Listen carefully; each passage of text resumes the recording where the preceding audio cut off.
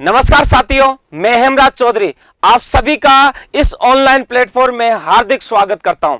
सभी साथियों, अपने आप में हौसले की आग अंदर तक जलती रहनी चाहिए और सांस रुकने से पहले तक मेहनत चलती रहनी चाहिए। कहने का मतलब अपने आप में हौसले की आग अंदर जलाते रहो और तब तक जब तक मेहनत करते रहो जब तक मंजिल की प्राप्ति न हो जाए। तो चलते हैं आज सबसे पहले चौहान वंश। और चौहान वंश की बात करें तो चौहान वंशों के अंतर्गत अपन देखेंगे सबसे पहले कि चौहानों की उत्पत्ति किस प्रकार से हुई है और चौहानों की उत्पत्ति के बाद ये चौहान इस राजस्थान में और इस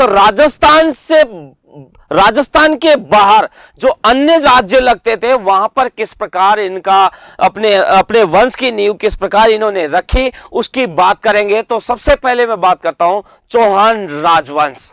यह राजस्थान के अंतर्गत एक राजवंश था जिसने अपने यहां पर लगभग 100 वर्षों तक शासन किया और अपने यहां पर 100 वर्षों तक शासन करके 100 वर्षों से अधिक तक शासन किया। अगर देखा जाए तो कम से कम 100 वर्षों की बात करता हूं। इसके बाद तो काफी लंबे तक इस राजस्थान पर इन चौहानों ने शासन किया है। राजस्थान से बाहर भी इन चौहानों ने क्या किया है, शासन किया। तो सबसे पहले मैं बात करता हूं सांबर के चौहान। राजस्थान में अगर देखा जाए तो राजस्थान में जो चौहान थे उन चौहानों की नींव सांबर में मानी जाती है और इस सांबर को सपाद लक्ष्य के आसपास का क्षेत्र जो देखा जाता है वो सांबर को ही माना जाता है। सांबर में इस चौहानों की नींव रखी गई। उसके बाद में सांबर के बाद ये कुछ चौहान जो थे ये अजमेर चले गए और अजमेर के चौहान कहलाए। उसके बाद में अजमेर तक इन्होंने शासन किया। अजमेर पर जब तुर्कियों का आक्रमण हुआ, तुर्कियों से ये जब पराजित हुए, पराजित होने के बाद अजमेर के कुछ चौहान रणथंबोर अपनी जान बचाने के लिए, सुरक्षा के लिए, उस शरण के लिए वहां पर चले गए और रणथंबोर पर जाकर के इन्होंने अपने वंश की नींव रखी और कहलाए रणथंबोर के चौहान। यहां पर रणथंबोर का जो शासक रहा था, संस्थापक रहा था, जिसने यहां पर चौहानों की नींव रखी वो कहलाया गोविंदराज। यानी कि गोविंदराज ने रणथंबोर क्षेत्र पर अपने वंश की नींव रखी थी, चौहान वंश की। उसकी बात करते हैं। इसी चौहानों की बात करूं तो सांबर से कुछ चौहान नाडोल पाली चले गए। कुछ चौहान जो नाडोल पाली चले गए वहां से भी दो क्षेत्रों में चौहान बटे। कुछ चौहान नाडोल पाली से जालोर क्षेत्र चले गए और ये जालोर के चौहान कहलाए। ये यहां पर सोनगरा चौहान भी कहलाए। यहां जालोर के बाद में जालोर से कुछ चौहान सिरोही चले गए और ये सिरोही के चौहान कहलाए। उसके दौरान सिरोही में अगर देखा जाए तो 1311 ईस्वी में लुम्बा चौहान ने चौहान वंश की नींव रखी थी। थोड़ा सा ये ध्यान रखना। इसके बाद में जब नाडोल की बात कर रहे थे तो नाडोल के से कुछ चौहान जालोर की और कुछ चौहान जो थे हाड़ौती क्षेत्र और हाड़ौती क्षेत्र में बूंदी में चले गए और बूंदी के चौहान कहलाए। बूंदी से कुछ चौहान कोटा चले गए, कोटा के चौहान कहलाए।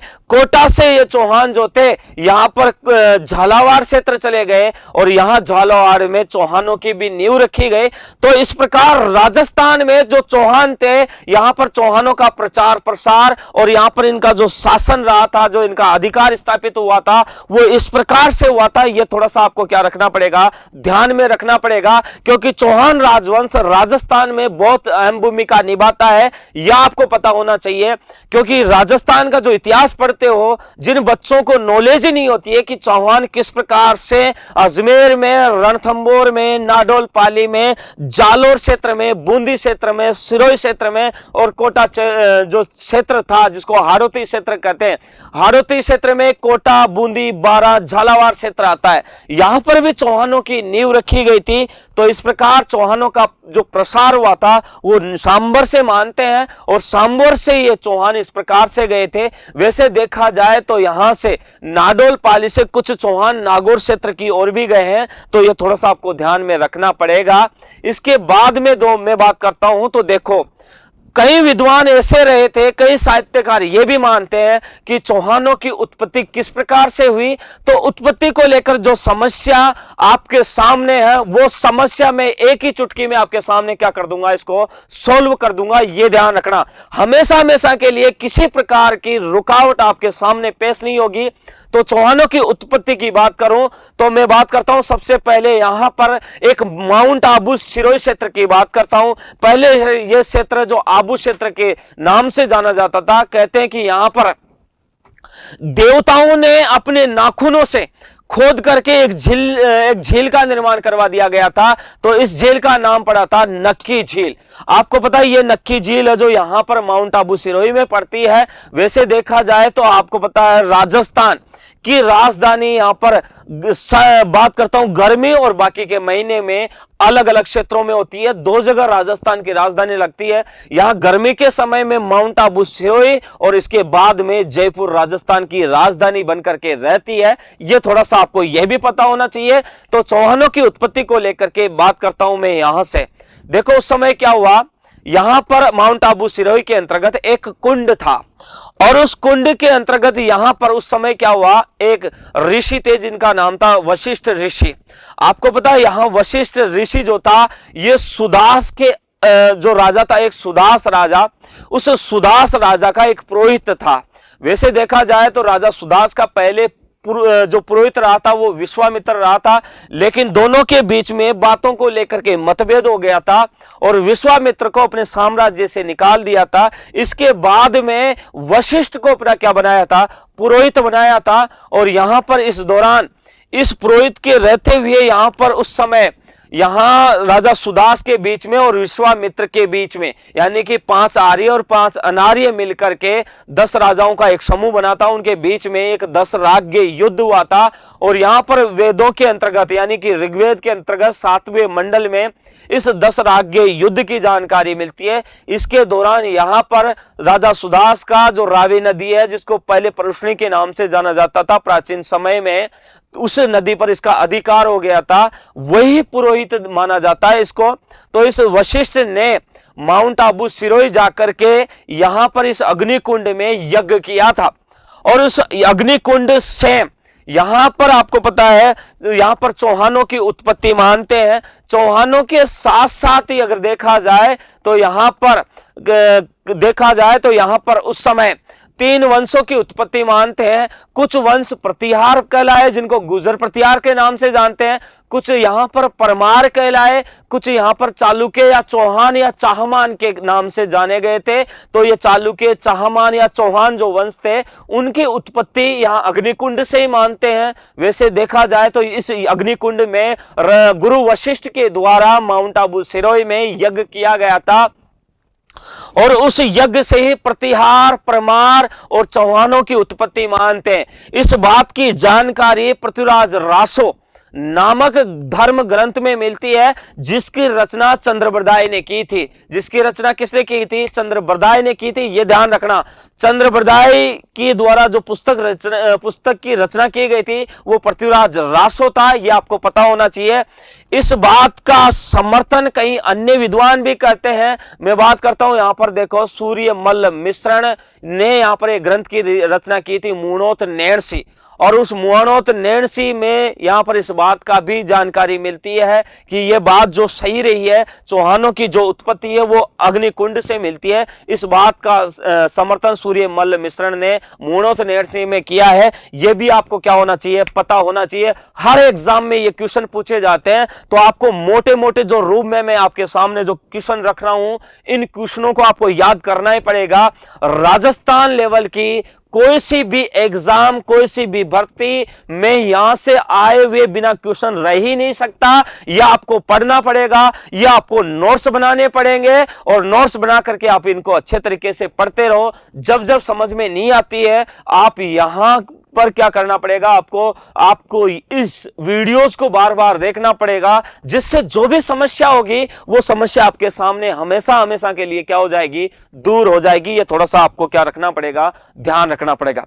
वैसे कई लोग जो विदेशी लोग भी आए थे, यहां भारत में भी आए थे, कुछ लोग जो भारत में आए वो राजस्थान में भी उन्होंने भ्रमण किया होगा। उन विदेशियों ने भी इन चौहानों को अलग अलग जगह से माना गया है। जैसे मैं बात करता हूं, यहां पर मैं बात करता हूं कर्नल जेम्स टॉड।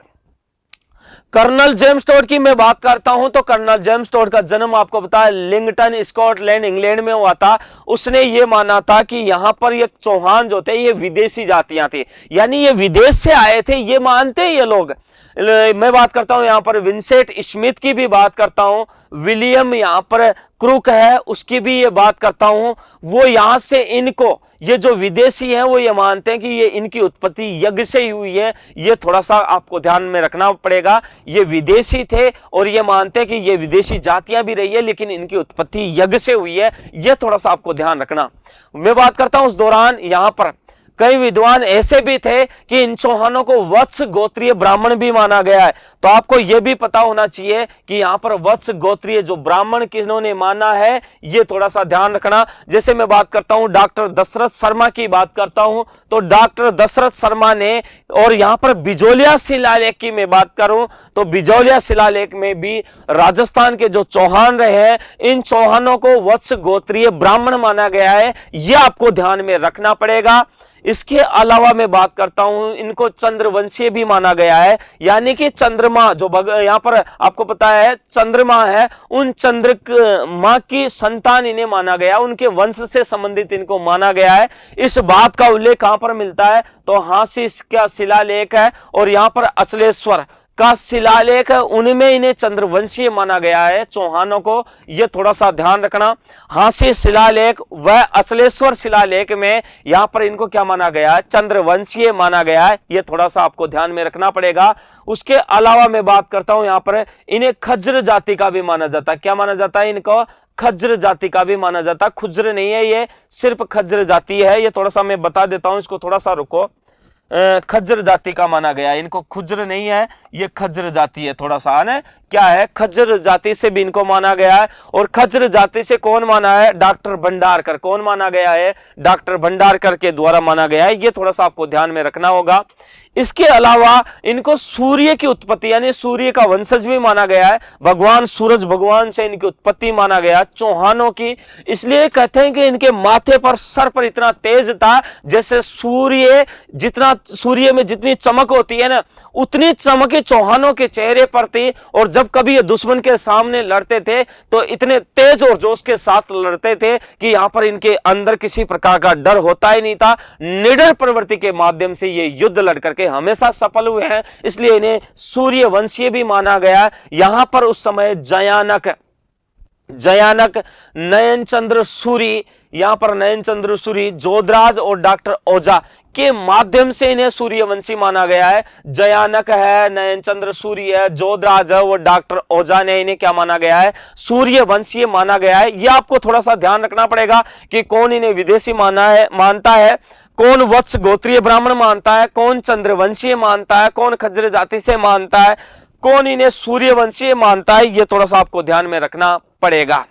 मैं बात करता हूं चौहानों का, चौहान जो राजवंश है उनकी जो मूल स्थान उनका माना गया है, तो ये थोड़ा सा ध्यान रखना। मैं बात करता हूं अलग अलग विद्वान अलग अलग जगह से इन्हें मानते हैं, तो चौहान राजवंशों का, चौहानों का जो मूल उत्पत्ति स्थल माना गया वो मैं बता देता हूं आपको। देखो, मैं बात करता हूं चौहानों की जो उत्पत्ति माना जाता है वो सांबर या सफाद लक्ष के आसपास का जो क्षेत्र है वहां से माना जाता है। इस सांबर को सफाद लक्ष क्षेत्र के नाम से भी जानते हैं।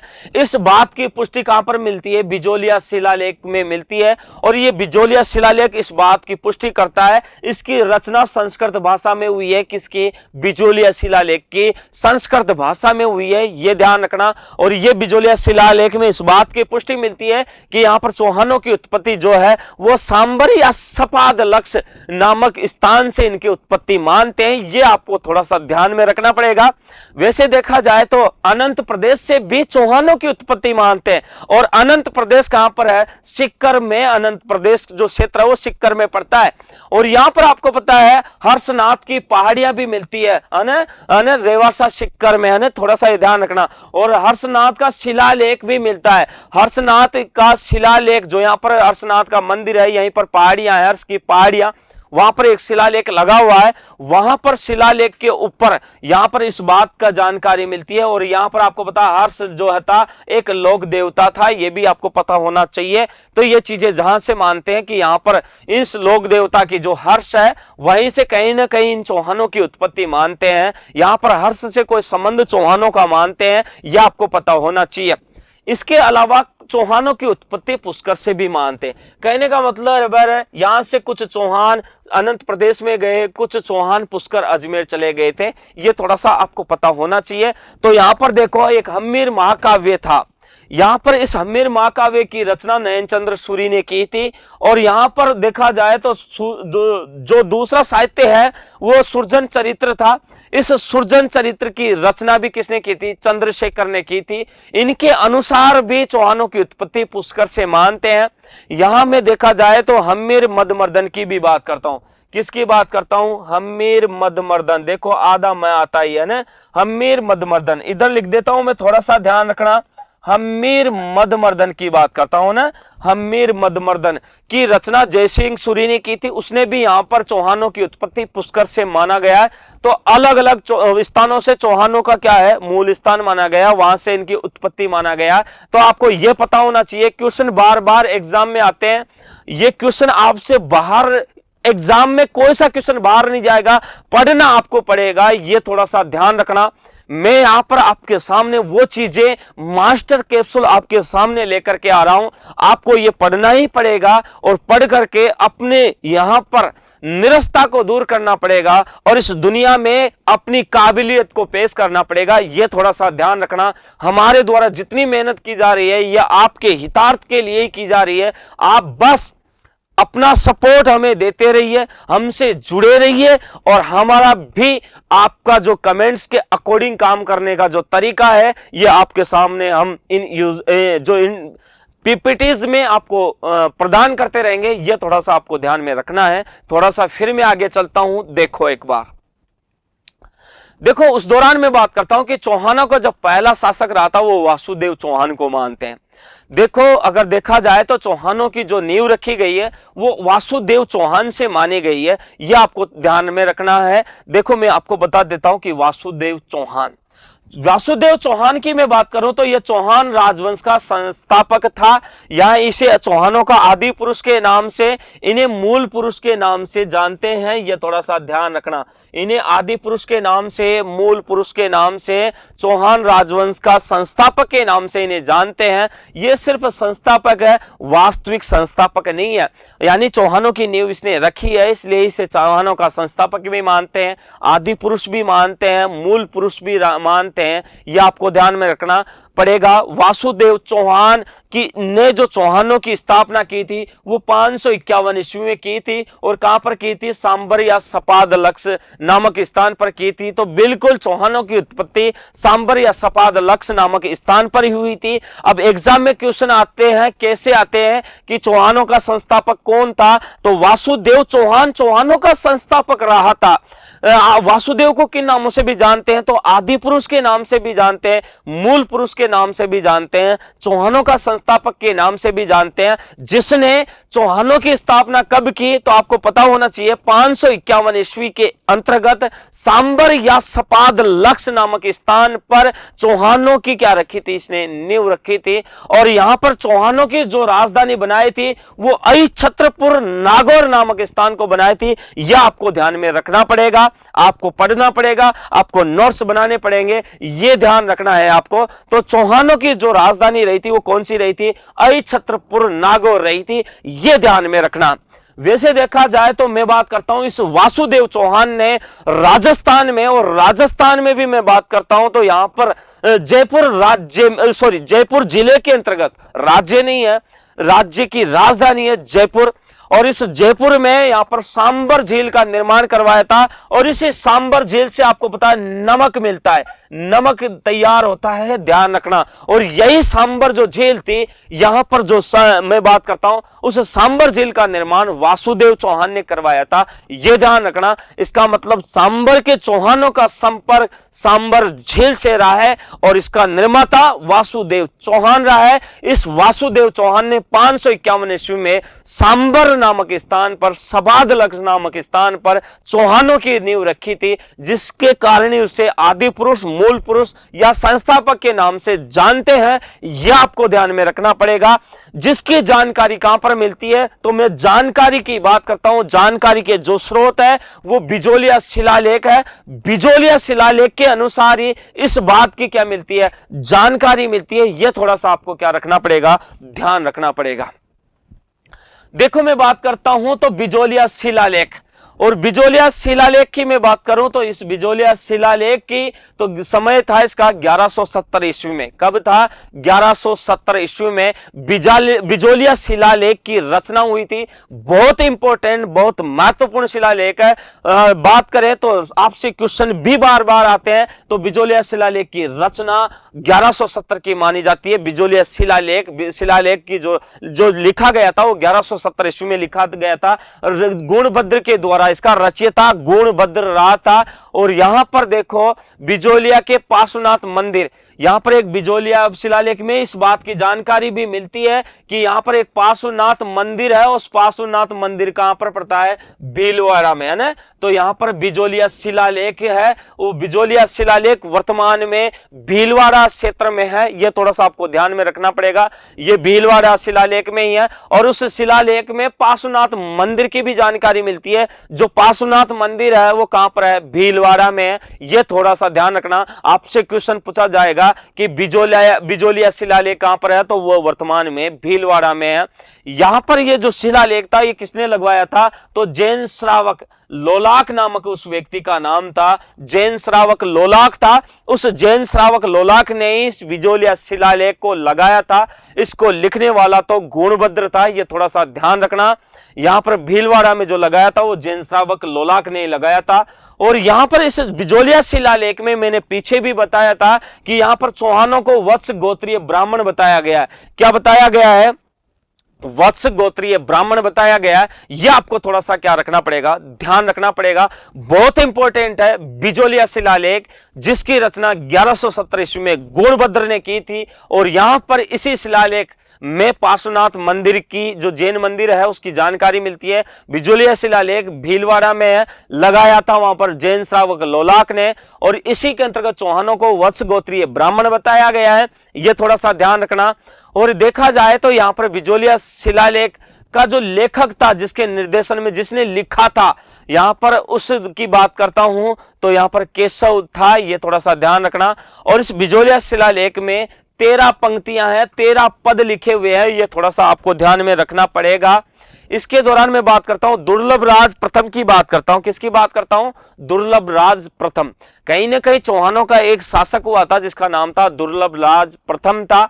अब ये दुर्लभ राज प्रथम को था, तो मैं बताता हूं कि यहां पर जो गुर्जर प्रतिहार थे, गुर्जर प्रतिहार, और इन गुर्जर प्रतिहारों की उत्पत्ति भी आपको पता अग्निकुंड से मानते हैं। और यहां पर अग्निकुंड जो यज्ञ किया था वो यहां पर पुरोहित वशिष्ठ ने किया था। यह आपको ध्यान में रखना पड़ेगा। और यहां पर उस समय ये जो वत्सराज था, ये वत्सराज जो उस समय प्रतिहारों का क्या रहा था? सामंत। सामंत का मतलब होता है बेटा मंत्री। क्या होता है? मंत्री होता है। ये थोड़ा सा ध्यान में रखना पड़ेगा।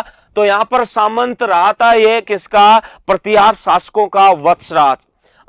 वत्सराज कहने का मतलब उस समय वत्सराज राजा था, उसका सामंत था दुर्लभ राज प्रथम। ये थोड़ा सा ध्यान रखना पड़ेगा। यहां पर क्या हुआ? उस समय त्रिपक्षीय संघर्ष हुआ, यानी कि एक युद्ध हुआ था। और ये युद्ध 3 वंशों को लेकर के हुआ था, प्रतिहारों को लेकर के, पालों को लेकर के और राष्ट्रकूट को लेकर के। ये थोड़ा सा ध्यान रखना। तो यहां पर 3 प्रतिहार, त्रिपक्षीय जो 3 पक्ष थे वो प्रतिहार थे, पाल थे और राष्ट्रकूट थे। इनको लेकर के एक युद्ध लड़ा गया था, त्रिपक्षीय संघर्ष। तो यहां पर क्या हुआ? उस समय त्रिपक्षीय संघर्ष हुआ था। और त्रिपक्षीय संघर्ष में क्या किया था? दुर्लभ राज प्रथम ने भी भाग लिया था, पर यह मारा गया। उसके बाद अपन बात कर रहे थे यहां पर गुहक प्रथम की बातें भी चल रही थी, और गुहक प्रथम की बातें करें तो 9वीं शताब्दी ईस्वी में क्या बना था, यहां शासक बना था। ये थोड़ा सा ध्यान रखना ना, क्या बनाता, ये शासक बनाता, ये ध्यान रखना। देखो गुहक प्रथम की बात करें तो गुहक प्रथम की बात करें तो ये प्रतिहार शासक नागभट्ट द्वितीय का क्या रहा था, सामंत रहा था। जैसे यहां पर उस समय में बात कर रहे थे दुर्लभ राज प्रथम की, ये भी वत्सराज का क्या रहा था, सामंत रहा था। यहां बात कर रहे हैं गुहक प्रथम की भी, तो ये भी नागभट्ट द्वितीय का क्या रहा था, सामंत रहा था। गुर्जर प्रतिहार का शासक था नागभट्ट द्वितीय, उनका मंत्री था, ये भी थोड़ा सा ध्यान रखना। यहां पर बात करता हूं तो गुहक प्रथम के, यहां पर देखो इस गुहक प्रथम ने कहते हैं कि यहां पर देखो गुहक प्रथम की बात करें तो इस गुहक प्रथम ने भी क्या किया था, यहां पर निर्माण करवाया था। और निर्माण किसका करवाया था, यह भी आपको पता होना चाहिए। तो यहां पर हर्षनाथ मंदिर का यहां पर निर्माण करवाया था, और हर्षनाथ मंदिर का निर्माण कहां पर करवाया था, सीकर के अंतर्गत। यह गुहक प्रथम के द्वारा ही निर्मित यहां पर मंदिर था, यह थोड़ा ध्यान रखना। वैसे देखा जाए तो यहां पर हर्षनाथ मंदिर है वो चौहानों का कुल देवता के नाम से जाना जाता है, यानी कि चौहानों का कुल देवता रहा था, यह थोड़ा सा आपको ध्यान में रखना होगा। और इसी हर्षनाथ के मंदिर का निर्माण गुहक प्रथम के द्वारा करवाया गया था। हर्ष की पहाड़ियों पर यह बना हुआ है, यह ध्यान रखना। तो यह चौहानों का कुल देवता था, यह ध्यान रखना। उसके बाद में गुहक द्वितीय भी शासक बना।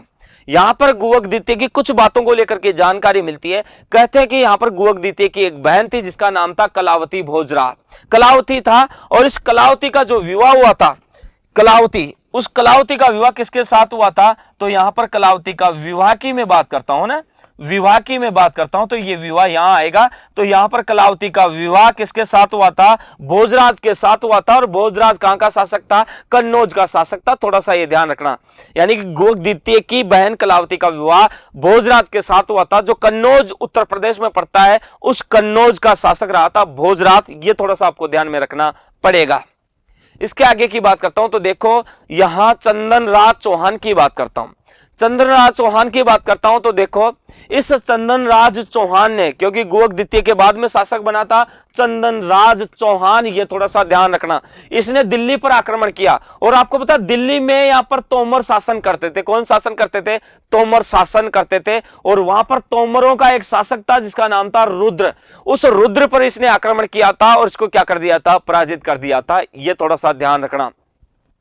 आक्रमण करके उसको पराजित करके यहां पर इसकी एक बहन थी, रुद्र की बहन, जिसका नाम था रुद्राणी। उस रुद्राणी से इसने क्या कर लिया था, चंदनराज चौहान ने विवाह कर लिया था और उसे पत्नी के रूप में स्वीकार कर लिया था। यह थोड़ा सा ध्यान रखना। वैसे देखा जाए तो ये जो रुद्राणी थी, रुद्र की बहन थी, और यहां पर यह चंदनराज चौहान ने इसको पत्नी के रूप में स्वीकार कर लिया। लेकिन अगर देखा जाए तो यह यहां पर शिव की भक्त रही हुई थी ये रुद्राणी। यहां पर इस रुद्राणी को अन्य नाम से भी जानते थे, आत्म प्रभा के नाम से भी इसे जाना जाता था। यह थोड़ा सा ध्यान रखना। यह शिव की भक्त रही है, ये मैं मानता हूं, लेकिन ये जो रुद्राणी थी ये योग क्रिया भी करती थी, यानी कि योग के कार्य में निपुण थी। तो आप सोचो उस चौहानों के शासनकाल के समय में भी राजस्थान भारत जैसे देश के अंतर्गत योग करती थी, वो भी महिला जैसी उस समय प्रजा थी। तो महिला भी योग से अनभिज्ञ नहीं थी इस दौरान भारत में। इसलिए तो यहां पर योग के रूप में इस भारत राष्ट्र को जाना जाता है। और आज भी 21 जून को योग दिवस के रूप में क्या किया जाता है, मनाया जाता है। और इसी योग के करने के कारण, योग में निपुण होने के कारण और इस योग को करने के कारण इसे योगिनी, राजस्थान की योगिनी रानी के नाम से जाना जाता है। यह थोड़ा सा ध्यान रखना। तो राजस्थान की योगिनी आत्म प्रभा के नाम से रुद्राणी को जाना जाता है। और यह रुद्राणी जो तोमर शासक रहा था दिल्ली का, उस रुद्र की बहन थी जिसने इसके रुद्र को पराजित करके उससे विवाह किया था। यह थोड़ा सा ध्यान रखना। देखा जाए तो ये जो रुद्राणी थी, ये रुद्राणी जब चौहान सांबर से अजमेर चले गए, वहां पर दौरान देखा जाए तो ये जो रुद्राणी थी ये पुष्कर झील में रोजाना जाती थी। और पुष्कर झील में एक साथ 1000 दीपक जला करके वो पुष्कर झील को क्या करते थे, अर्पित करती थी। और ये जो दीपक जलाए जाते थे ये भगवान शिव की भक्ति आराधना में जलाए जाते थे। ये देखो आप, इसका मतलब ये भगवान शिव की इतनी बड़ी भक्त थी। और आप देखो 1000 दीपक रोज जला करके पुष्कर झील में अर्पित कर देना। और वो दीपक जो थे पुष्कर झील में तैरते रहते थे, काफी लंबे समय तक वो दीपक जलते रहते थे। इस दौरान वो झील भी ऐसे नजर आती थी जैसे कोई आसमान में तारे टिमटिमा रहे हो। ये देखो आप उस समय की चंदन राज चौहान की पत्नी रुद्राणी के साथ जो ऐसा काम करती थी, आप देखो, जिसे राजस्थान की योगिनी रानी के नाम से जानते हैं। ये बड़ी विचित्र बातें हैं यहां पर देखने को मिलती है। इसके आगे की बात करूं तो देखो, अगला जो शासक रहा था वो रहा था वाकपति राज। कौन रहा था? वाकपति राज, चौहान राजवंश का शासक रहा था। वाकपति राज को एक उपाधि प्राप्त थी जिसका नाम था महाराजा। महाराजा की उपाधि इसने धारण की थी। चौहानों का पहला शासक था जिसने महाराजा की उपाधि धारण की थी, वाकपति राज। ऐसे क्वेश्चन बहुत ज्यादा पूछे जाते हैं कि यहां पर महाराजा की उपाधि चौहान शासक किसने धारण की थी, कौन चौहानों का कौन सा शासक था जिसने महाराजा की उपाधि धारण की थी। तो महाराजा की उपाधि सिर्फ वाकपति राज ने की थी, जो चौहान का पहला शासक था। यह ध्यान रखना। इनके बारे में ज्यादा जिक्र नहीं मिलता है, इनके बारे में थोड़ा सा ही जिक्र मिलता है। जो यहां देखने को मिलता है उसका वर्णन मैंने यहां पर भी किया। लेकिन आपको पता, चौहानों का ऐसा कोई शासक नहीं बचेगा जो यहां मैं उसको पीपीटी में शामिल नहीं कर रहा हूं। क्रमबद्ध तरीके से उसका यहां आपके सामने वर्णन करूंगा, यह थोड़ा सा आपको ध्यान में रखना पड़ेगा। उसके बाद में बात करता हूं, देखो, सिंह राज की बात करता हूं। यहां पर अगला शासक रहा था वाकपति राज के बाद में सिंह राज बना था। टाइम पीरियड की बात करें तो टाइम पीरियड ऑथेंटिक नहीं है, आपके सामने टाइम पीरियड रख ही नहीं सकते। तो ऑथेंटिक नहीं तो उसकी बात अपन भी नहीं कर सकते, एग्जाम वाला भी नहीं पूछता है। तो थोड़ा सा ये ध्यान रखना। सिंह राज की बात करता हूं। उपाधि की बात करूं तो ये महाराजा धीराज की उपाधि इसने धारण की थी, ये थोड़ा सा आपको ध्यान में रखना पड़ेगा। वाकपति राज ने महाराजा की उपाधि, जो पहला चौहान शासक था, सिंह राज ने महाराजा धीराज की उपाधि धारण की थी। तो यहां यह देखने को मिलता है। इसके बाद बात करूं, देखो, विग्रह राज की बात करता हूं। देखो, विग्रह राज की मैं बात करूं तो विग्रह राज ने उपाधि धारण की थी सुर रजोंदकार योग घोड़ो। सुर की उपाधि भी इसने धारण की थी, रजोंदकार की भी धारण की थी, और घोड़ों के नाम से भी इसने उपाधि धारण की थी। यह थोड़ा सा आपको ध्यान में रखना पड़ेगा। तो विग्रहराज की बात करता हूं तो विग्रहराज सुर की भी उपाधि, रजोंदकार की भी उपाधि और घोड़ों की उपाधि भी इसने क्या की थी? धारण की थी। वैसे देखा जाए तो प्रारंभिक शासकों में सबसे प्रभावशाली और योग्य शासक रहा था। जो पहले जितने भी शासक रहे थे ना चौहान वंशों की, उनमें से सबसे प्रभावशाली जो शासक रहा है वो विग्रहराज ही रहा है। और ये तरीके से योग्य भी शासक भी था। इसमें सारी काबिलियत और योग्यता इसमें शामिल थी, सभी योग्यताओं से ये परिपूर्ण था। ये थोड़ा सा आपको ध्यान रखना। मैं बात करता हूं उसके बाद में चौहान की बात करता हूं। यहां पर देखो, चौहान और चालुक्यों के मध्य शत्रुता थी उस समय। चौहान चालुक्यों के मध्य क्या थी? ये एक तरीके से शत्रुता रही थी, ये थोड़ा सा ध्यान रखना। इन चौहानों के बीच में और चालुक्यों के बीच में क्या रही थी? शत्रुता रही थी। ये चालुक्य उस समय महाराष्ट्र क्षेत्र में थे, जो यहां पर इनके बीच में क्या रही थी? शत्रुता रही थी। एक चालुक्य शासक था मूलराज प्रथम। मूलराज प्रथम की बात करता हूं तो ये मूलराज प्रथम को इसने क्या किया था? चोल के शासक मूलराज प्रथम को भी इस विग्रहराज चतुर्थ ने पराजित किया था। ये थोड़ा सा ध्यान में रखना है। क्या किया था? इसको पराजित किया था। ये थोड़ा सा आपको क्या रखना पड़ेगा? ध्यान रखना पड़ेगा। आपको बता दूं मैं, यहां पर मूलराज जो थे, ये मूलराज उस समय गुजरात के शासक रहे थे, और ये गुजरात के जो शासक थे ये सोलंकी कहलाए थे। क्या कहलाए थे? ये सोलंकी कहलाए थे। ये थोड़ा सा ध्यान रखना। उन्हीं सोलंकियों को, वैसे देखा जाए तो वो चौहान थे, कुछ चौहान अजमेर से गुजरात चले गए थे। ये थोड़ा सा आपको ध्यान में रखना पड़ेगा। यहां पर इसने चालुक्य शासक मूलराज प्रथम को भी पराजित किया था, विग्रहराज प्रथम ने। यह थोड़ा सा ध्यान रखना। वैसे देखा जाए तो इस विग्रहराज ने यहां पर एक आशापुरा माता का मंदिर का निर्माण भी करवाया था। यह भरूच गुजरात में पड़ता है। आशापुरा माता का मंदिर भरूच गुजरात में पड़ता है। यहां पर इसी का निर्माण विग्रहराज ने भी करवाया था। यह थोड़ा सा आपको ध्यान में रखना पड़ेगा। मैं बात करता हूं उसके बाद में दुर्लभ राज शासक बना था। चौहानों का शासक दुर्लभ राज रहा था। यह थोड़ा सा ध्यान रखना। दुर्लभ राज की मैं बात करता हूं। इस दुर्लभ राज ने उपाधियां धारण की थी। एक तो दुर्लभ मेरु। दुर्लभ मेरु का मतलब होता है जिसकी आज्ञा का उल्लंघन ना किया जाए, जिसकी आज्ञा का क्या नहीं किया जाए? उल्लंघन नहीं किया जाए। ऐसी उपाधि धारण की थी दुर्लभ राज ने। दुर्लभ राज के बारे में देखने को मिलता है कि यहां पर जब ये कोई आदेश दे देता था तो उस आदेश की पालना, चाहे कोई सा भी दुश्मन शासक रहा हो, आसपास साम्राज्य के पास में कोई सा भी शासक रहा हो, वो कभी भी इनकी आज्ञा का उल्लंघन नहीं कर सकता था। इसके कारण ही इसे दुर्लभ मेरु के नाम से जाना जाता था। दुर्लभ राज जो शासक रहा था चौहानों का। उसके बाद में शासक बना था गोविंदराज तृतीय। कौन रहा था? गोविंदराज तृतीय। इस गोविंदराज ने भी उपाधि धारण की थी वेरीधरट के नाम से या वेरीघट्ट के नाम से इसने उपाधि धारण की थी। ये थोड़ा सा ध्यान में रखना पड़ेगा। गोविंदराज तृतीय की उपाधि वेरीधरट थी या वेरीघट्ट थी, ये थोड़ा सा ध्यान रखना। उसके बाद में मैं बात करता हूं वाकपति राज द्वितीय की बात करता हूं। इस वाकपति राज द्वितीय की बात करता हूं तो इसका पुत्र कौन था? लक्ष्मण चौहान। लक्ष्मण चौहान ने 960 ईस्वी में नाडोल में चौहान वंश की स्थापना की थी। यह थोड़ा सा ध्यान रखना। यहां से कनेक्टिविटी देखने को मिलती है नाडोल पाली के चौहानों की। देखो मैं बात करता हूं, मैंने बात की थी कि सांबर से कुछ चौहान नाडोल पाली चले गए थे और वहां पर ले जाकर के जो चौहानों को लेकर के गया था वो लक्ष्मण चौहान था। लक्ष्मण चौहान ने नाडोल पाली में 960 ईस्वी में चौहानों की स्थापना की थी, चौहान वंश की स्थापना की थी। ये थोड़ा सा ध्यान में रखना है। उसके बाद में मैं बात करता हूं पृथ्वीराज प्रथम की बात करता हूं। किसकी बात करता हूं?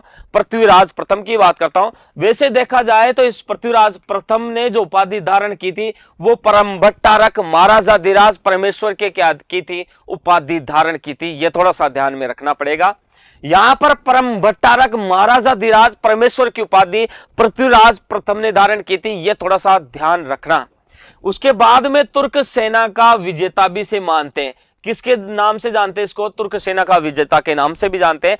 पर यह तो थोड़ा सा आपको ध्यान में रखना ही पड़ेगा कि पृथ्वीराज प्रथम ने उपाधि किसकी धारण की थी? तो परम भट्टारक महाराजाधिराज परमेश्वर के नाम से धारण की थी। पृथ्वीराज प्रथम चौहान की बात करते हैं। इससे तुर्क सेना का विजेता भी माना जाता है। वैसे देखा जाए तो इसका जो पुत्र था वो अजयराज चौहान था। यह थोड़ा सा ध्यान में रखना है। अजयराज चौहान की मैं क्या करता हूं? बात करता हूं। यह थोड़ा सा आपको ध्यान में रखना पड़ेगा। अजयराज चौहान इसका पुत्र रहा था, पृथ्वीराज प्रथम का पुत्र था। यह थोड़ा सा ध्यान में रखना। इसे पृथ्वीराज प्रथम ने अजमेर शहर को बसाया था और अजमेर शहर को जो बसाया था यहां पर जीर्ण माता का मंदिर का भी निर्माण करवाया था। किसका मंदिर का निर्माण करवाया था? जीर्ण माता के मंदिर का भी निर्माण करवाया था। यह थोड़ा सा ध्यान रखना है। जीर्ण माता का मंदिर का निर्माण किसने करवाया था? पृथ्वीराज प्रथम ने ही करवाया था। यह थोड़ा सा ध्यान रखना है ना। जीर्ण माता है ना। और इसी पृथ्वीराज प्रथम ने क्या करवाया था? अजमेर नगर भी बसाया था। यह ध्यान रखना है। इसी पृथ्वीराज प्रथम के समय राजा हट्टड़ था। ये हट्टड़ था है ना। हट्टड़ था। ये गलती लिख दिया इसने। राजा हट्टड़, थोड़ा सा ध्यान रखना है इसका। राजा हट्टड़ था। ये थोड़ा सा ध्यान रखना ना। राजा हट्टड़ ने जीर्ण माता मंदिर का निर्माण करवाया था ना। इसी के समय करवाया था। कहने का मतलब इसके निर्देशन में हुआ था, लेकिन राजा हट्टड़ ने जीर्ण माता मंदिर का क्या करवाया था? निर्माण करवाया था। ये थोड़ा सा आपको ध्यान में रखना पड़ेगा है ना। हाँ, उसके बाद में मैं बात करता हूं आगे की। थोड़ा सा ध्यान रखो। अजमेर के चौहानों की बात करते हैं। अजमेर की ओर चलते हैं और अजमेर के चौहानों की भी क्या कर लेते हैं? थोड़ा सा बात कर लेते हैं। देखो अजमेर के चौहानों की बात करता हूं तो देखो ये अपन ने बात की थी। देखो पहले यहां पर उसी समय पृथ्वीराज प्रथम की बात करें तो उनका बेटा अजयराज था। इसी अजयराज के समय में अजमेर के चौहानों की बात करें तो यह अजयराज पृथ्वीराज प्रथम का पुत्र था और इसने चौहानों की जो नींव रखी थी वो 1113 ईस्वी में अजमेर में रखी थी। और यहां पर इसने अजयराज चौहान ने अजमेर नगर बसाया था। 1113 ईस्वी में बसाया था। यह थोड़ा सा ध्यान रखना। और 1133 ईस्वी में अजमेर का राजा रहा था। 1113 से लेकर के 33 ईस्वी तक ये क्या रहा था? अजमेर का चौहान शासक रहा था। यह ध्यान रखना। अजमेर का शासक रहा था।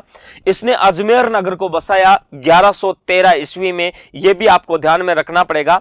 यहां पर इसने अजय मेरु दुर्ग का निर्माण भी करवाया था और यहां पर अजमेरु दुर्ग का निर्माण करवाया था। लेकिन उसी समय पृथ्वीराज सिसोदिया की एक पत्नी थी तारा। उस तारा के यहां पर आने के दौरान उसके दौरान क्या पड़ा? यहां पर उसका नाम क्या पड़ गया था? यहां पर तारागढ़ दुर्ग के नाम से पड़ गया था। उसका घुंघरू गिर जाने के कारण यहां पर इस घाटी का नाम घुंघरू घाटी पड़ गया था। क्या पड़ गया था? घुंघरू घाटी पड़ गया था। यहां पर ध्यान रखना। और ये पृथ्वीराज सिसोदिया की बात करता हूं मैं तो। किसकी बात करता हूं? पृथ्वीराज सिसोदिया की बात करता हूं। और यही पृथ्वीराज जो सिसोदिया था इस पृथ्वीराज सिसोदिया को उड़ना राजकुमार के नाम से भी जानते हैं। किस नाम से जानते हैं? उड़ना राजकुमार के नाम से थोड़ा सा इसको क्या करते हैं? जानते हैं। ये थोड़ा सा ध्यान रखना है। किस नाम से जानते हैं इसको? उड़ना राजकुमार के नाम से जानते हैं। ये थोड़ा सा ध्यान रखना है ना। पृथ्वीराज सिसोदिया को क्या नाम से जानते हैं? यहां पर उड़ना राजकुमार के नाम से जानते हैं। और इसी के पत्नी के नाम पर अजमेर दुर्ग का नाम क्या पड़ा था? तारागढ़ दुर्ग पड़ा था। यहां पर अजमेर में चौहान वंश की स्थापना अजय राज ने 1113 ईस्वी में की थी। इसने 1113 ईस्वी में अजमेर नगर बसाया था। अजमेर दुर्ग का निर्माण इसी ने करवाया था। यह भी थोड़ा सा ध्यान रखना। राजधानी की बात करता हूं, इस अजय राज चौहान ने राजधानी बनाई थी अजमेर को। यह भी आपको क्या रखना पड़ेगा? ध्यान रखना पड़ेगा। इसके दौरान कहते हैं कि यहां पर इसने अपने यहां पर सिक्के भी चलाए गए थे और यहां पर इसने सिक्के अजय देव के नाम से चलाए गए थे। और इनकी एक पत्नी थी, उनके पत्नी के नाम पर इन्होंने लक्ष्मी का चिन्ह भी प्रकाशित करवाया था। ये थोड़ा सा ध्यान रखना। यहां पर अजय देव के नाम से और लक्ष्मी का अजय देव के नाम से भी सिक्के चलाए, उन पर लक्ष्मी का चिन्ह भी करवाया था। लक्ष्मी का चिन्ह के नाम से भी इन्होंने मुद्रा चलाई थी। ये थोड़ा सा ध्यान रखना है आपको, है ना। इसी दौरान मैं बात करता हूं, देखो यहां पर देखा जाए तो यहां पर देखो ये जो लक्ष्मी का चिन्ह था, ये कहीं ना कहीं एक लक्ष्मी के रूप जो प्रदान किया गया था। कहते हैं कि इनकी कहीं ना कहीं पत्नी रही होगी तो उनसे संबंधित ये कोई सिक्के चलाए हो।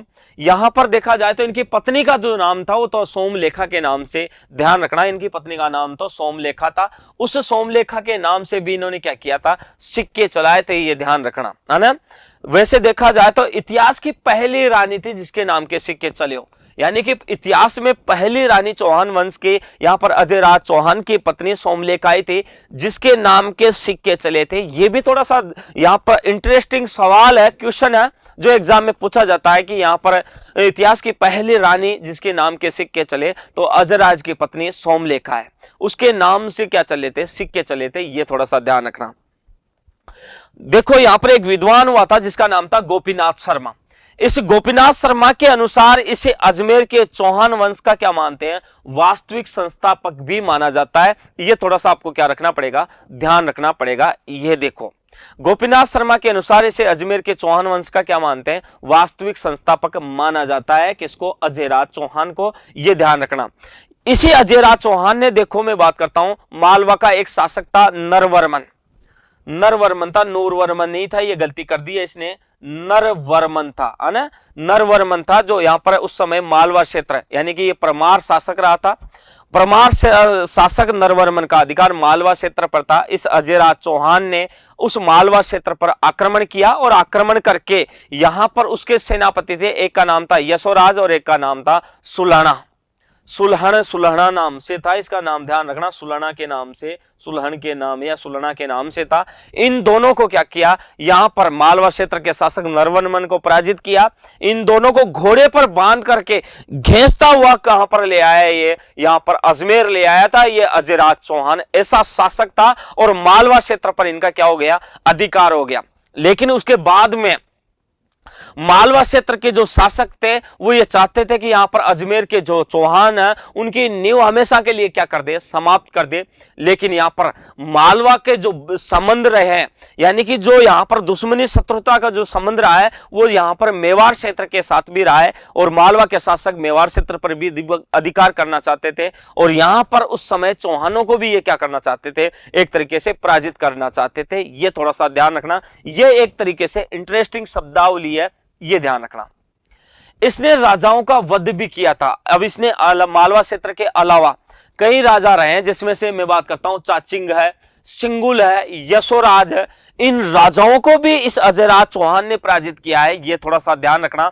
इनके साथ भी यहां अजय राज चौहान के युद्ध हुए हैं, चाचिंग के साथ भी, सुंगुल के साथ भी, यशोराज के साथ भी। लेकिन इन सबको पराजित करने में सफल रहा है कौन? अजय राज चौहान। इन सबको क्या हुआ? पराजित किया गया था। ये पराजित हुए थे। ये आपको क्या रखना पड़ेगा? थोड़ा सा ध्यान रखना पड़ेगा। ये देखो, ये अंतिम, जब ये उस समय अंतिम समय में ये पुष्कर अजमेर चला गया था, ये ध्यान रखना, अजय राज चौहान। और पुष्कर में जाकर के इसने अपने अंतिम समय व्यतीत किया था। वैसा देखा जाए तो यहां पर उस समय में देखूं जब अजय राज चौहान शासक रहा था, वैसे चौहानों की उत्पत्ति कहीं ना कहीं जैनियों से भी इनकी उत्पत्ति मानते हैं। और उस समय में बात करता हूं जैसे पाली सिरोही है, इस पाली जो सिरोही के जो जैन थे, कहते हैं कि ये जो जैन यहां से इनकी उत्पत्ति मानते हैं। और ये कहां चले गए थे, यहां अजमेर, पुष्कर अजमेर चले गए थे और वहां पर जाकर के इन्होंने इस पुष्कर झील में पवित्र स्नान किया था। और कहते हैं कि यहां पर उस समय जो जैन धर्म था, वो जैन धर्म का जब दो भागों में विभाजन हुआ था, कुछ जैन दिगंबर कहलाए, कुछ जैन श्वेतांबर कहलाए। इन दिगंबर और श्वेतांबरों को बीच में कुछ बातों को लेकर के क्या हो गया था, मतभेद हो गया था और उनके बीच में विवाद उत्पन्न हो गया था। और वहां पर उस विवाद को समाप्त करने के लिए यहां पर इस चौहान शासक अजय राज चौहान ने उसकी दंगल की अध्यक्षता इसी के द्वारा की गई थी। यहां पर जो उस समय पार्श्वनाथ मंदिर है, मैंने कहा था कि जो पार्श्वनाथ मंदिर है जिसका उल्लेख बिजोलिया शिलालेख में भी मिलता है, इस पार्श्वनाथ मंदिर को जो स्वर्ण कलश भेंट किया था वो किसने किया था, इसी अजय राज चौहान ने किया था। ये थोड़ा सा आपको क्या रखना पड़ेगा, ध्यान रखना पड़ेगा। इस अजय राज चौहान का एक पुत्र था अर्णोराज या आनाजी, इसी का पुत्र रहा था। वैसे देखा जाए तो ये अजय राज चौहान जो था ये शिव का भक्त था, भगवान शिव को मानता था। क्योंकि मैं आपको पहले भी बता चुका हूं कि यहां पर जो उस समय चौहानों के संबंध जो मानते आए हैं पैतृक रूप से, वो भगवान शिव को ही मानते थे। इसका मतलब अजय राज चौहान भी शिव को मानता था, शिव भक्त था, ये थोड़ा सा ध्यान रखना। लेकिन इन्होंने जैन धर्म को भी प्रश्रय दिया, जैन धर्म का भी इन्होंने सहयोग किया है। जो जैन धर्म के सहयोग के रूप में यहां पर इन्होंने शास्त्रार्थ दंगल की अध्यक्षता की, पार्श्वनाथ मंदिर को स्वर्ण का कलश भेंट किया था। तो ऐसा नेक काम करने वाला शासक कौन था, अजय राज चौहान ही था। मैं बात करता हूं उसके बाद में इसका जो पुत्र शासक बना था वो था अर्णोराज आनाजी। इस अर्णोराज आनाजी की बात करेंगे अपन कल। इसी के साथ मैं लेता हूं आपसे विदा।